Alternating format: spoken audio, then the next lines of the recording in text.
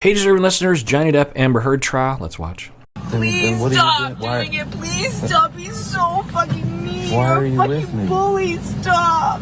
Please stop. I've been begging you not to fight. I just said, can we please have a normal argument? Just even a normal conversation. Yeah, and it's pretty damning evidence that she's calling him a bully, the desperation upon the separation and divorce. You could imagine, or it's not hard to build a narrative if you're a juror, that after being rejected, she gets revenge by lying about him. We don't know if that's true, but, pretty compelling audio. Like a normal argument, and for the last hour I've been begging you to please just leave it at that. Let's just go on with our night. I would have been able to come in with you. We would have been able to let it go in a few minutes. It would have been fine if we allowed ourselves to have fucking normal arguments.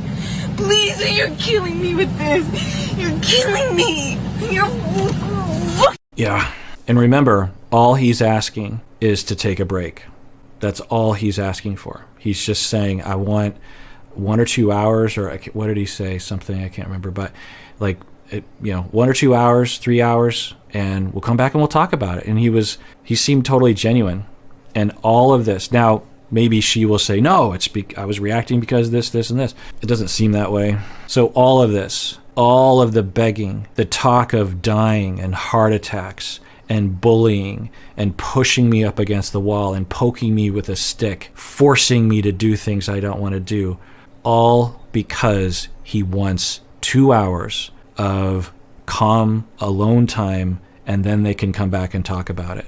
That is what it's like to be a partner with someone with a severe personality disorder. It is impossible when they are triggered like this to deal with it. And that's why these individuals need a tremendous amount of professional help. There is almost no possible way that these individuals can manage with self-help.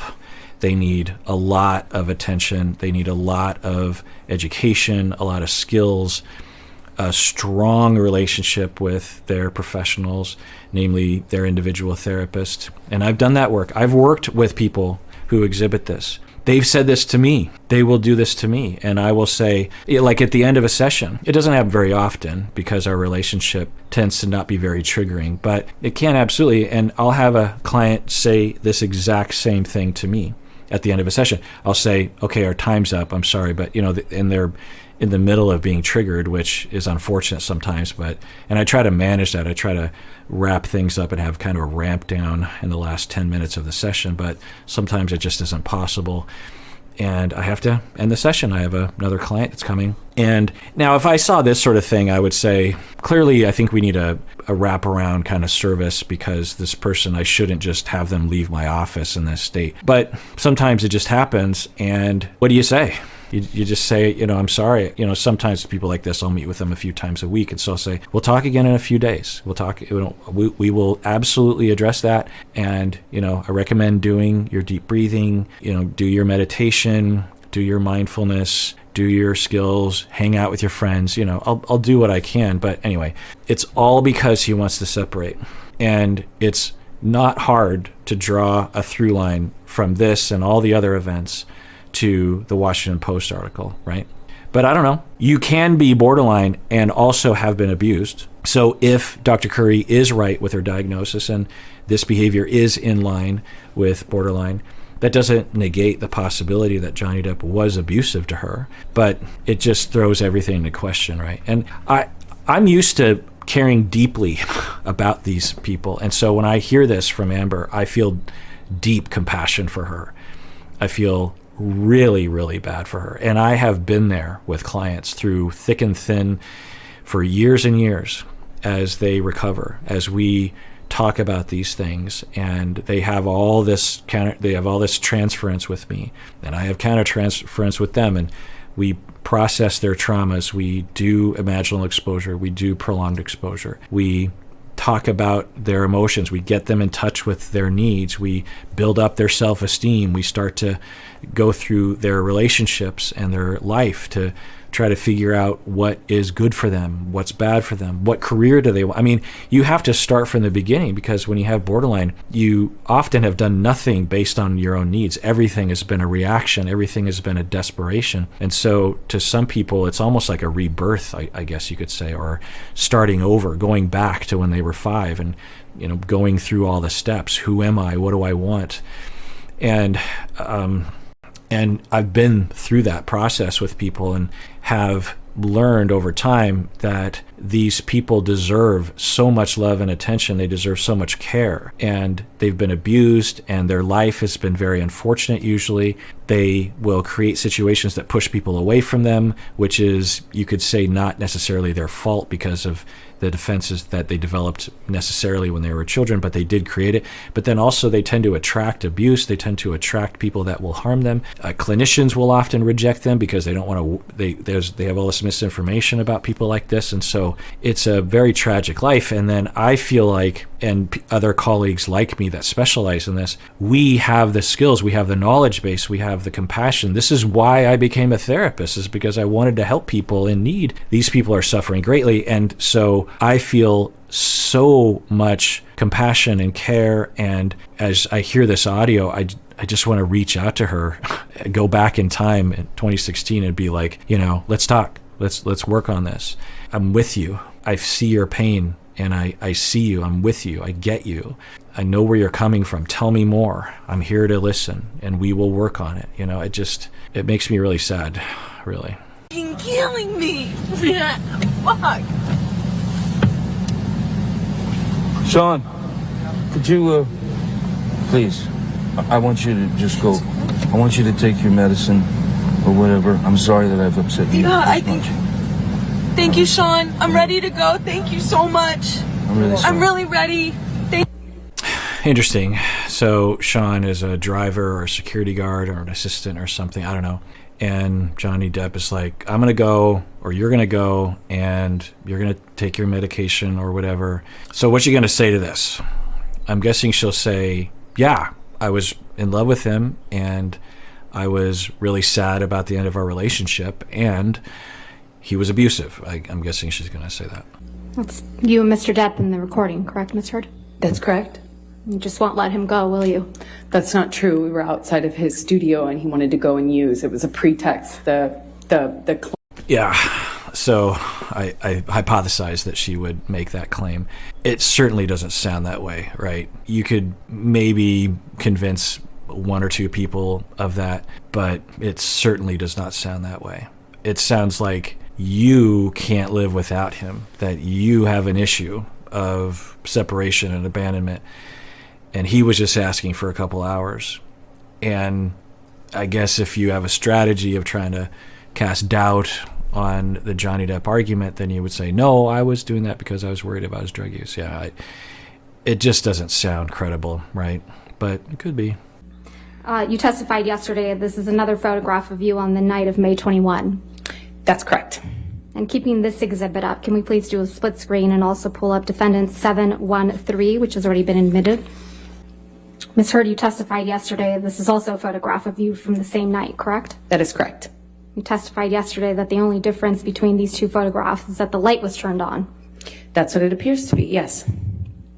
The light is on both of these pictures, though. Isn't that right? It looks to me like the one on the left has the vanity light, the makeup lights, the more yellow-hued ones that go around the mirror on, and then the one on the right looks like it doesn't have those. No, there's no way. 1 in a million possibility chance that that's true, but it looks to me like the left picture just has a little bit of a red tint to it. And you look at the individual strands of hair, even the wispy hairs on the side, everything is exactly the pattern of shine on her nose, the patch of shine on her forehead, the strings of hair, that little string of hair you see it. Well, you can't see it on yours, but I can see it on mine. Everything is identical. That's the same picture. There's no doubt that's the same. There's no possible. Again, 1 in a million chance that you took a picture, you turned on a light, you took another picture, and everything was exactly where it was. If she had a different hairstyle where it was pulled back or heavily hair sprayed, then maybe, but all those little hairs. Isn't it true you just edited these photographs? No, I've never edited a photograph. Didn't you just enhance the saturation for one of these photos to make your face look more red? No, that's incorrect. I didn't touch it. Yeah, I mean, I don't know who, but someone, or maybe a software glitch happened and caused at least one of the photos to be altered one direction or the other. The more pale picture looks more typical of a phone selfie, and the red one looks like it was affected. So the implication, I think, is that she took a picture. She didn't like that it didn't show enough bruising, and so she used a red filter. Or she's saying saturation. Yeah, it's possible. Red saturation would come through. I guess the background blue is a little bit more saturated. I don't know. So the implication is that I think that she claimed she was being abused. The picture, the more pale picture, yeah, that looks like it might be a bruise. So this is the day in which she claimed she was abused, that they had their last interaction before she filed their restraining order and they got divorced. And she claims that she was abused in that moment. It's possible that she was hit, but that there isn't a strong indication of that in her facial bruising. Anyway, she takes a picture, and it's possible, put Amber in the best light possible, excuse the pun. She looks at herself in the mirror. She's like, whoa, there's a bruise there. Take a picture. That picture doesn't really show. I can see it in the mirror, but I can't see the picture. Okay, why don't I change the thing a little bit on this phone to make it look more real to reality? Because, when you take a picture with your phone, there's all this software involved that actually tries to figure out what makes the most sense. It's not just like a piece of film, and even film has issues because of the way physical film is. The point is that it's possible, if we try to be charitable to Amber Heard, that she decided to mess with it to make it look more like reality. You were sitting here in this courtroom when Mr. Isaac Baruch testified to seeing you the week after May 21, 2016, correct? I was here. Mr. Baruch testified that he saw you on May 22nd while you were changing the locks of your penthouse. Do you recall that testimony? I do. I just don't know if he was right about the date, but I do remember him saying that. Testified it was his birthday, the day after his birthday. I believe it was. Yeah. Mr. Baruch testified that he saw you repeatedly in the days following also, correct? That's correct. And Mr. Baruch testified that he saw no marks or injuries on your face, correct? That is what he's testified to. You were also here in this court when Mr. Sean Bett testified to seeing you on the evening of May 21, 2016. Is that right? You were here. That's correct. Yeah, so they're laying out all the witnesses that claim that they saw her and that she didn't show any signs of bruising. I remember when they gave that testimony that I was skeptical of it back then.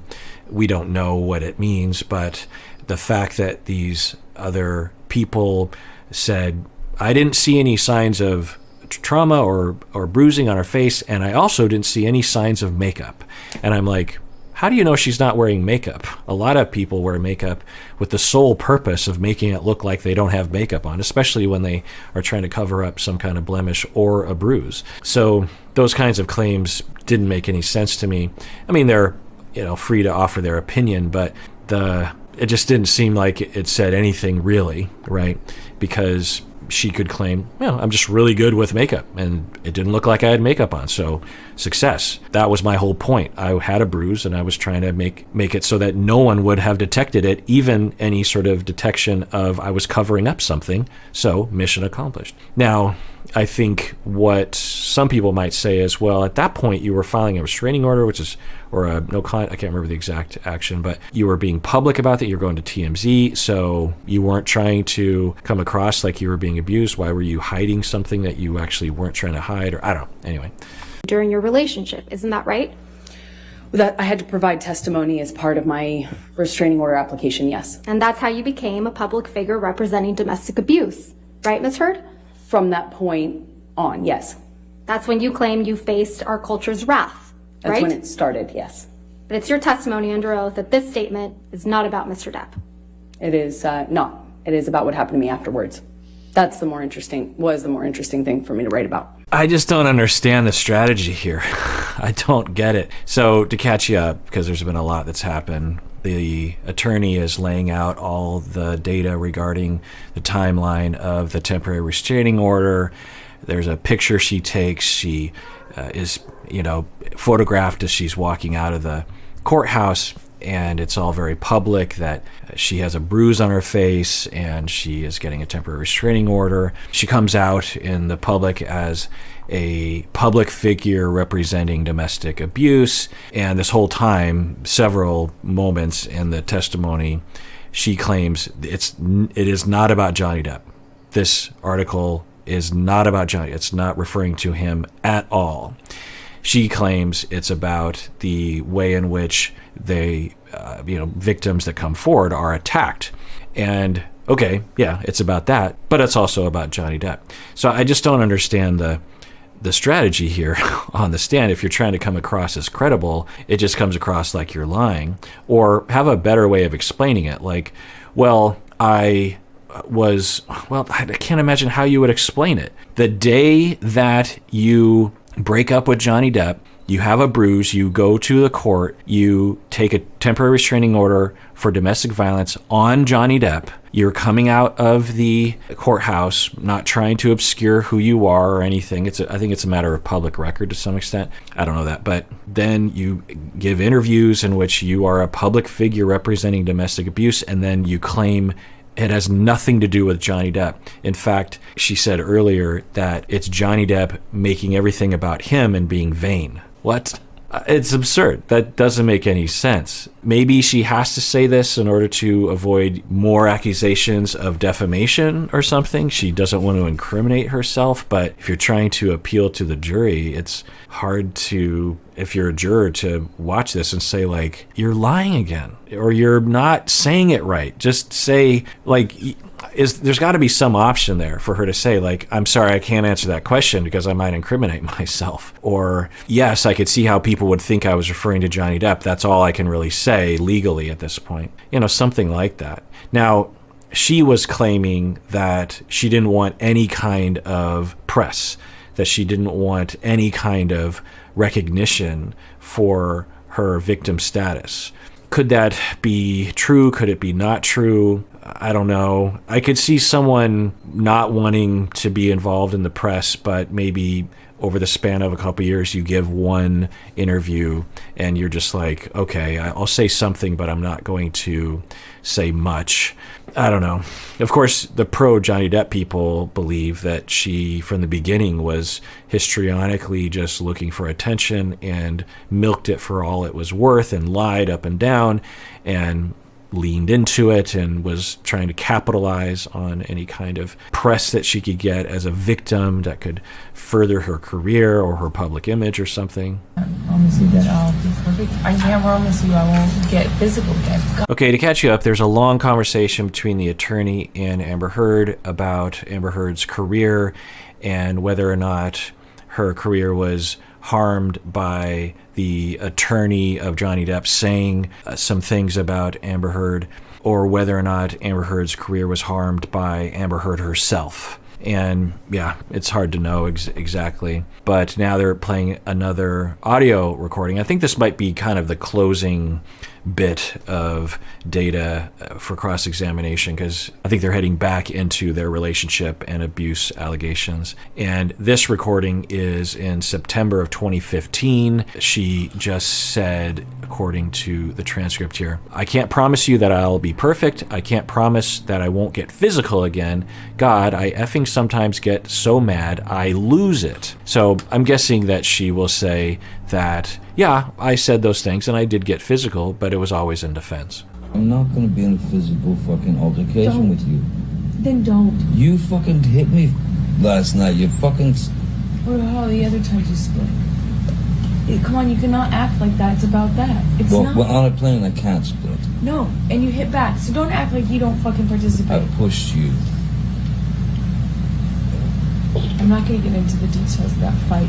You and I both know that you split when there is no physical violence. I will tell you that it's surreal to hear this audio. I'm 95% sure this is the very first audio that I reacted to almost 3 years ago. And it was before I did reaction videos. It was the very first reaction episode I had made, I believe. And it was just an audio episode. And I did it on a whim. And I am remembering the experience of what it was like to listen to this the first time. And I remember hearing these things, and because I didn't have any data, I didn't know anything about, I didn't even know who Amber Heard was. I knew who Johnny Depp was, but I didn't know any of the tabloids. I had no idea that they were in a relationship. I had no idea that they were going through a divorce. I had no idea that there were assault allegations. So when someone suggested I listen to this audio and analyze it, I remember listening and saying, oh, wow, there's a lot of conflict. It sounds pretty complicated. And I remember hearing him say, okay, I pushed you. And I remember thinking, well, what's going on there? I mean, it sounds like she's admitting to hitting him, but I don't know. I feel like it's just interesting knowing everything I know now, hearing that clip. I just have so much more context to contextualize what they're saying here. It's just interesting to think back on that. And that you do it like at the very beginning of fights these days. And if you split and you go into a different room and you don't actually leave that house, it does nothing but perpetuate the fight. And you don't actually do it respectfully. You don't. Yeah, I'll say it again, that this is not the way victims will talk typically. Could they say something like this? Yeah. Could this be just one moment in a vast sea of other moments where there is abuse from Johnny Depp? Sure. But the kinds of things that I will hear from someone, is particularly the allegation that Johnny Depp is a narcissist, that he suffers from narcissistic personality disorder. Because not only if you're an abusive individual will you not exhibit escaping behaviors, and not only will the victim not typically say, please don't leave me while you're abusing me, right? That doesn't make any sense. But if you suffer from narcissistic personality disorder, you're really prone to lecturing your victim for a long time, to just talk at them and make them listen to you. I won't get into the details as to why that is. And not everyone with narcissistic personality will do that, but they often will. So it just doesn't fit. The way that they talk about this so often in the audio is he is trying to get away, and she is the one who's being physical, and he is the one defending himself with physical force, pushing or something. And that's the typical interaction. And she's demanding that he not leave through various different methods. Demands putting hands on, abuse, blocking his way, pleading, threatening to harm herself. That is the typical presentation of someone with a certain brand of borderline who is also abusive. The vast majority, well, I don't know the exact statistic, but most of the people who have borderline that I've worked with were not abusive to their partners. But people with borderline can resort to that. And certainly a lot of abusers don't have borderline, so we don't have to associate those things too strongly. But yeah, it's just hard to reconcile her account as being a victim with these recordings. I said to Travis, I said to you, hey, tell Travis what just happened. Oh, you told me to do it. You told me to. You said, go do that. I said, no, tell him what just happened. And I lied. And that you punched me in the You're right. fucking thing. And You figured it out. And you said, no, I didn't. What the fuck are you talking about? And I watched you lie. And then I didn't punch you, by the way. I'm sorry that I didn't hit you across the face in a proper slap, but I was hitting you. It was not punching you. Babe, you're not punched. Don't tell me what it feels like to be punched. You know, you've been in a lot of fights. You've been around a long time. I know. It's interesting to hear this clip so many times as well. I feel kind of desensitized to it. I remember what it felt like to hear it for the very first time. And to hear it this time, I feel like I've heard it 25 times and it doesn't have the emotional impact. And I've heard that as a strategy with a jury, you don't want to play the evidence that really is strong for your case over and over and over again, because eventually the jury just gets used to it and it doesn't have the emotional impact that it originally did. So I don't know if that's the risk here. And I'm guessing I've heard it many more times than the jury has, just given what my role is here. But so I just have to remind myself of like what it felt like to hear this the first time, the things that she's saying. I didn't punch you, I hit you, I'm sorry. And then she goes into that all ridiculing thing. Yeah. No, when you fucking have a close You didn't get punched. You got hit. I'm sorry I hit you like this, but I did not punch you. I did not fucking deck you. I fucking was hitting you. I don't know what the motion of my actual hand was, but you're fine. I did not hurt you. I did not punch you. I was hitting you. How are you? Yeah, so she'll claim that she was trying to differentiate between him hitting her and her defending herself against him. There's no mention of that, of course, but that's what she'll claim. She claimed that before. So I'm trying to think about typical victims that I've worked with, confirmed victims from the perpetrator. The perpetrator will say, yes, I did those things. Or there's just overwhelming evidence that it did actually happen. I'm trying to think what they would say in a conversation like this. Like, it's the next day or later on, and the abuser is saying, you hit me. I'm trying to think, and there's a wide variety, because of course victims in situations like this come from all different types of personalities. There's not one personality, but in terms of the way she characterizes it, where it was just years and years and years of various different kinds of abuse and intimidation, I'm trying to think about what I would typically hear from them. And I've observed and even engineered these kinds of conversations so people can understand each other better. And really, when I think about the typical way in which people will respond, and I'm not saying that just because someone is atypical, that means that they weren't a victim by any means. So, please don't take that as what I'm saying. But if I saw a more typical response, I might be more prone to believe it. Like if she said something like nothing. Honestly, like the typical victim that I've worked with under those circumstances, he's like, you hit me. The typical victim, especially pre-treatment, because at this point they're not getting any kind of help for this, the victim will just say, yeah, you're right, I shouldn't have done that. I flew off the handle, I'm sorry. Because that survival mechanism kicks in. You're just like, you're right, okay, you're right. Because the victim knows, if I contradict the abuser, particularly the kind of abuser that she's laying Johnny Depp out to be, then you know that you're going to get it, and you're going to get it hard, and you're going to get it 10 times worse. So it's just better to take your lumps right now verbally than deal with physical lumps later on. So that would be a very typical response, to be like, you're right, you're right, you're right, while in the inside going like, that's not true. I only did that to defend myself. But if someone was going to speak up, they might be more timid probably and say something like, well, okay, but I did those things because I was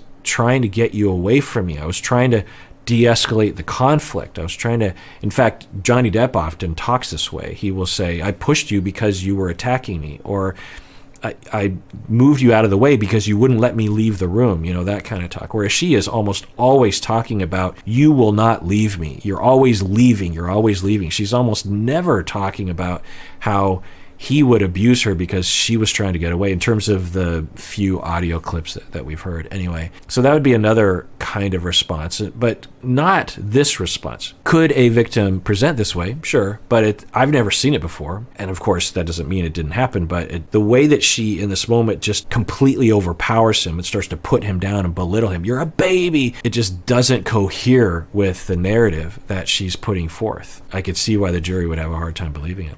What am I supposed to do? Do this? I'm not sitting here bitching about it, am I? You are. That's the difference between me and you. You're a fucking baby. Because you started. You are such a baby. Grow the fuck up, You Johnny. started physical fights. I did start a physical fight. Yeah, you did. So I had to get the fuck out of there. Yes, you did. So you did the right. Okay, so what's she going to say to that? I did start the physical fight. So I started it. Now maybe she'll say, well, I was only saying that because I didn't want him to hit me. I don't know. I can't imagine what else you could say to defend yourself. The big thing. You know what? You're admirable. That's you and Mr. Depp on that recording, right, Ms. Hurd? That's correct. And you said you hit Mr. Depp, right? Yeah, I had to hit his body to get Ms. him out Hurd, of the door. my question was, you said on that recording that you hit Mr. Depp, right? Yes, I did. And you accused him of being a baby for not wanting to be in a physical fight with you, right? Incorrect. I accused him of being a baby for complaining about me hitting him when he was trying to get through the door. I was trying to barricade. What? Oh, what? Oh, so she's saying that she was trying to barricade to keep him out? For a minute, I thought she was admitting that she was barring his exit from her room, but of course she would say that. So, okay, so her claim is she was trying to bar a door to prevent him from attacking her, and once there was contact, she started to hit him. Okay. After a few times I opened, and he just kept going. He just kept going. I tried to close the door 3 times. Please, just don't, and then wait, and then I accidentally, I swear, when I was trying to close the door, I guess scraped your toes. And I didn't mean to do that. And I bent down, and you either pushed or you kicked. I think you kicked the door. Interesting. So I didn't know this audio existed. So they're recalling that event where he was barricading himself in the bathroom away from her, attacking him. He said he had the door locked. She was pounding on it or something like that. And he opened it to try to get her to stop, but he didn't want her to break through. And so she was trying to get in, kicking the door. And then he was pushing on the door and she said, "Ow, my foot." And then so they're getting into that. Now, if none of that happened, you would think in the audio there would be some indication from her that that's not what actually happened. Open. I mean, so the door, more open, so that it would hit me. And it hit No, me. I didn't mean to. I didn't know It that. hit me in the fucking head. But I did not mean to do that. I don't know what you're I talking was about. Okay, so she's saying she didn't mean to, which is possible. It's possible that she was just trying to bust the door down to get at him, because we know that she's very desperate to get close to him and will do a lot of things to engage with him when he tries to disengage. So she could have kicked the door to say, "Let me talk to you." And from her standpoint, she's like thinking, "Look, I'm just trying to have a conversation." And it accidentally hit him in the head. And he would claim that she feigned the foot problem, but we don't know. But according to this audio, she's saying, "Yes, I did kick the door, and yes, it did hit you in the head, but I didn't mean to. And yes, I was trying to break in to the bathroom that you were in." So that's all confirmed by her at this point. bent down behind the door. I did not do anything to her. I did not kick a door or push a door so that it would hit you. I did not. I swear that I don't even. That did not. It was not my intention. I think I remember when the door scraped my toes. I reacted, but this whole the door thing. I remember. I never did that. That wasn't on purpose. I might have done it on accident. Okay. But so let's say that was an accident. I then stood up.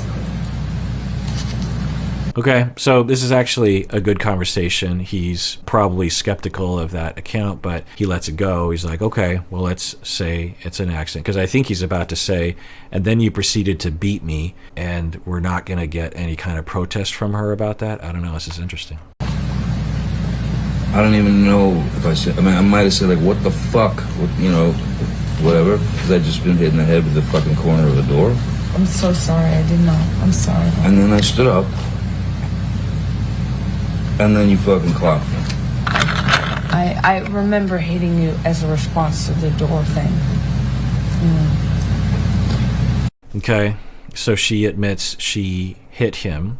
I think she might be trying to spin this whole story, or maybe her account is true, but if it's not true, she's trying to spin this whole thing to be that he was trying to break into the door and she was trying to protect herself and she hit him in self-defense. So is it possible, if we think that everything Johnny Depp was saying was a lie, if we just kind of go down that road, does it stand to reason given the way that they're talking about it right now? Maybe. And I'm really sorry about hitting you with the door or hitting your head. I did not mean to, nor... You didn't mean to hit me in the head with the door, but you meant to punch me in the jaw. I meant to hit you, and I did not do this thing with the door. I do remember. Now, I think what she'll say is, well, yeah, I didn't mention the fact that he was beating me because I was worried he would beat me if I mentioned it. So, you know, it's possible. Well, let's just take, for the sake of argument, he was lying about everything. And then could we take her account and map it onto the way they're talking here and other kinds of accounts? Maybe, but it's so much easier to believe Johnny Depp's narrative and that she's just trying to spin it because there's such an absence of any indication in so many of these audio clips that he was the aggressor and that she was not. This, if we try to make it make sense in terms of Johnny Depp's narrative, this conversation makes absolute sense. She's saying, I'm sorry, I didn't mean to do that. He's saying, you hit me. She says yes. She doesn't say anything about him hitting her. And then she admits that I did clock you, and she's very apologetic. She's sorry. Now, of course, what pro-Amber people will say is that she's a victim and she is trying to do anything to survive, which, you know, is possible. I did mean to hit you. So that you didn't mean. The door? No, God, no, I didn't. But punching me in the jaw. I didn't. Okay, I'm sorry I hit you. I did mean to hit you, but it was in response. I just reacted in response to my foot. I just reacted. And Okay, so she's saying I punched you out of reaction from my foot, meaning that the door hit my foot, it hurt, and my response was to punch you. Now, I think what she'll say is that he was harming me, and so that's, anyway, it's hard to, I just feel bad for Amber if Johnny Depp's narrative is mostly true and he did abuse her at times, but she just completely blew it out of proportion and lied a lot. I feel really sad for her. I guess I feel sad for her either way.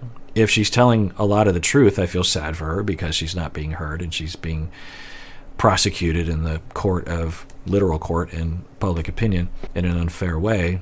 Or she's, as Johnny Depp's team will say, lying about everything, and I feel sad for her too, that she feels like she has to do that, or she has issues that generate that. It just makes me sad for her. Now, of course, what pro Johnny Depp people will say is, well, she deserves it, and how come you're not being sad for Johnny Depp? And I am. I'm tremendously sad for both people. I have been from the beginning. I mean, just their accounts of their childhoods make me extremely sad for both of them. I'm sorry, it's below me. Your foot? That was why you punched me? Yeah. But I'm sorry. I'm sorry if I. Again, that's you and Mr. Depp on that recording, right? That's correct. And Mr. Depp was hiding from you in the bathroom. Isn't that Incorrect. right, Ms. Heard? Incorrect. Well, Mr. Depp said on that recording, I opened the bathroom door when you were knocking on it. Doesn't he? I don't know if he said that, and I didn't hear that. And one Mr. detail. Depp said, So I don't remember hearing that line either, but just looking at the full transcript of this argument, this is apparently this is that recording that's over 4 hours of them talking. And at another point, she says, I'm the one that comes and gets you on the plane. I'm the one that comes and knocks on the bathroom door. I'm the one that comes into the house that you've run away to. So I think she's saying, I'm the one that chases you, and I'm also the one that tries to save you from your own intoxication or something. All right, here's another point in that conversation. Johnny Depp is saying, I effing go into the bathroom and sit on the floor. Bam, bam, bam, here you come. I come out, fight, fight, fight, crazy, escalate it. I go and split again. I go into another effing bathroom or bedroom or something. Knock, knock, knock, bang, bang, bang. You keep coming to get me. And then she says, every single time I come to get you, what I'm saying 90% of the time, stop, let's work this out, please. I don't want to do this. That's what you're effing ignoring. That's the real effing crazy thing that I cannot understand. The self-destruction is so effing deep that you are able to tell me right now all of this and mean it. How can you say that to me? So yeah, and ignore that 90% of the time what that bam, bam, bam is, as you're escaping me like I'm some sort of vicious harpy bird in a effing Hitchcock movie, and you can't get away from me, that you're effing ignoring and blatantly. It's interesting because in Fatal Attraction, the movie, the famous line of Glenn Close is, I will not be ignored. It's a fictional character, of course, but you can say that it is a particular version of borderline and psychopathy. Again, we do not want to stigmatize people with borderline. The vast majority do not stalk their partners, do not kill a rabbit, don't try to kill people. The connections between the things we have in the DSM, the labels we have in the DSM, and murder and all these other kinds of things is absurd, and it needs to stop. Dissociative identity, all these kinds of things, when you talk to the public because of movies like Split and other kinds of movies, they associate all those things with murder and crazy things that they already did, and that's why they write it into scripts. It's because it plays into people's stigma, but it needs to stop. And so, but could someone with borderline and psychopathy, any social lack of empathy, a desire to harm other people, could those things, coalesce to create a sort of behavior along the lines of someone in Fatal Attraction, where you cook someone's rabbit and you go after someone, you stalk them, you try to kill their family? Yeah, it does happen. there's just so much talk about how she chases him and bangs on the door, but now she's claiming that he was the one trying to get in the bathroom and she was the one trying to get away from him, even though there's no record of that. Now, could a victim go through that and have no record of it? Yeah, but given the amount of data, and that's what's so striking about this case, is there's so much data, all the pictures, all the audio, all the accounts, because they have so many employees and doctors and stuff around them, that it just provides so much data. Because the typical case that I work on, there's no record of anything. It's just one person's word against another person's word, and there's nothing to go off of at all. And so to have all of this is just, it's hard to argue against the factual data. It's really hard to do that. I was trying to close the door. I guess it scraped your toes. He says that, doesn't he? Correct. And then you kicked the bathroom door into his head, didn't you? No, I didn't. And then you punched him in the defended jaw. myself in that audio. You can hear it for yourself. I just don't understand the strategy. Now, maybe all the recordings are completely false in terms of what they're portraying. But if I were Amber Heard or her strategist on this, I would say, like, you've got to come up with a better story. Like, yes, in that instance, I did do X, Y, and Z, but there were other instances that weren't caught on audio, or because when she does this, it comes across as so false that you can't trust anything. And this is, I talk about this all the time. People need to stop lying because when you lie, I don't know if Amber Heard's lying, but when you lie, even once to someone close to you, or really anyone that you're in an ongoing relationship with, everyone understands that when they're lied to, they probably just detected 1 out of 10, 100, 1,000 lies that you have already committed. Even though from your perspective, you're like, no, it was just one lie. But how can the other person know that? Because liars lie about lying. So if you know that your friend or your partner has lied to you significantly about something, there's no way to trust you anymore. Once you have established cry wolf, particularly twice, right? There's no way to trust you. You'd be stupid to trust someone like that unless you had a long track record after those lies that demonstrated that the person can be trustworthy. And so it's incredibly important that people really think about the fact that that's the consequence to lying. And I've worked with a lot of people like this. Usually lying comes from pathology that's developed early in life that's a response to difficulties, or it's modeled to them, it's learned behavior. So people don't wake up in the morning typically and say, I want to create problems in my life by lying to everyone. And this is, old man shakes fist at the changing of culture. But I find that the impulse or the excuses for lying seem to be getting worse over time. I don't know if that to be true. It could just be me getting old. But at the very least, I find a lot of people making excuses for people lying. Like, well, people lie. They lie all the time. I'm like, so we're just going to give up now? Like, that's just our stance? Like, people lie? Instead of saying they shouldn't lie? Like, just, yeah, people lie. But do we have to accept that? Like, well, politicians lie, newspapers, they lie. The internet, it's full of lies. It's just going to happen. And why do you have to be so naive about it? You're so dumb that you think all these people aren't going to lie? And I'd be like, no, I'm not dumb, but I'd like to believe that we could try to live in a world in which people tell the truth, or at least something approximating the truth. Or was about to file, or I had already filed for divorce. I wanted him to know verbally. So I was trying to reach him through a third party to tell him. When I say reach, I'm specifically saying I would like him to know information coming from me or coming from Jerry, from me, so that he finds out about the divorce filing or my intention to do so from some other source other than TMZ, which was alerted. Okay, so I remember seeing this come up in clips when it happened, and there's a lot of details and background to what this is and why they would show this right now.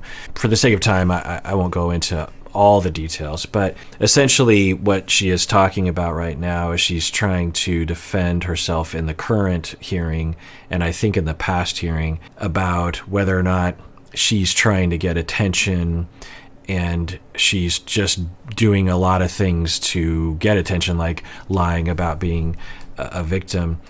And she's talking about the press and all this kind of stuff. And so in this past deposition, I think that's what they're calling it, she's saying, I wanted Johnny Depp to know that I was filing for a divorce, and I didn't want him to find out from the press or from other avenues. I wanted him to be notified prior to anything happening. And I believe her. I don't think that she's the sort of person that would lie necessarily about that. Who knows? But in the span of time, she's maybe in a mode of telling the truth, and then she lets it slip that she had already told TMZ, she had already given TMZ material, maybe even that video, I'm not sure, and she had testified earlier, or she didn't want to reveal this, that prior to telling Johnny Depp that she was filing for divorce, she had already gone to the press about the whole affair, the divorce or whatever she went to the press with. And she lets it slip that she had already gone to TMZ, and she reflexively goes, and it's very much looks like she is going, and again, I'm not saying that I can read body language, no one can, but it certainly looks that way, right? She's going, oh no, I just said TMZ, I just lied. But then she, quickly recovers, and I'll tell you, she did it very fast. Like within half a, it was a physical reflex, and then she's like, oh, I'm just gonna rub my face. I mean, it looks bizarre. And now, maybe she just suddenly had to rub her face, but let's rewatch this. When I say reach, I'm specifically saying I would like him to know information coming from me or coming from Jerry, from me, so that he finds out about the divorce filing or my intention to do so from some other source other than TMZ, which was alerted. Now, of course, what she will say is, well, I had made a mistake about that, and that's why I said, because I hadn't told them about the divorce, and so that's why I made, or she'll say, I don't know, I just really had a strong itch on both of my cheeks and my entire face, and so that's why I suddenly decided to rub my face. And if you are even partially in the Johnny Depp team's narrative, this looks like yet another example of the amount of lying that she is capable of and frequently committing, and how liars, people who lie frequently, pathological liars, or just people who lie frequently, or who are lying a lot about a particular thing, which isn't uncommon for people when they're going through cases like this, divorce cases like this, by the way. But if you have a problem with lying, then you are going to lie about all sorts of weird things, and you're going to forget which lies are true and which lies are not true, and you're going to slip, and you're going to say things that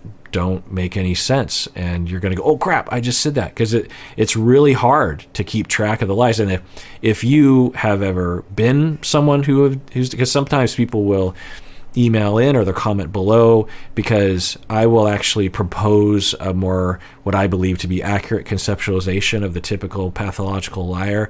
They're not, quote unquote, a narcissist, the way the internet will talk about them. They certainly can be, and they certainly can be psychopathic, but more typically it's a reflex that they developed as a habit growing up in response to difficulty, and they will lie about ridiculous things, and they'll even notice it in themselves because they have empathy. They don't want to lie, but it's this habit that they do unbeknownst to themselves. And there's a lot of things in this category, by the way. I won't go down that rabbit hole, but people will comment and say like, oh, I'm one of those people, I do that. And or if you've been in a relationship with someone like that, you know that these individuals cannot keep track of their lies because they're lying so often that it's impossible to make it all make sense.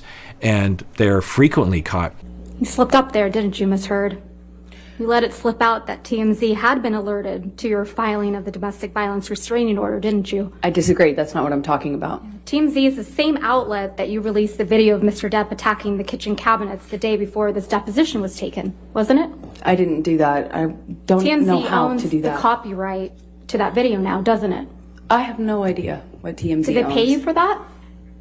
I never got paid for it because I had nothing to do with that. So what's her claim? That her iPad was hacked or something and it was released that way? I mean, it could be, but it stands to reason that she would have sent that, particularly when you see her reaction. Like, yeah, I mean, who knows?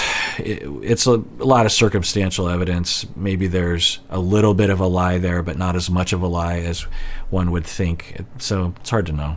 just lucky in getting the inside scoop to your divorce from Mr. Depp, huh? I have no idea. It is All right, well, that is for that episode. Everyone out there, please take care of yourself because you deserve it. You really, really do.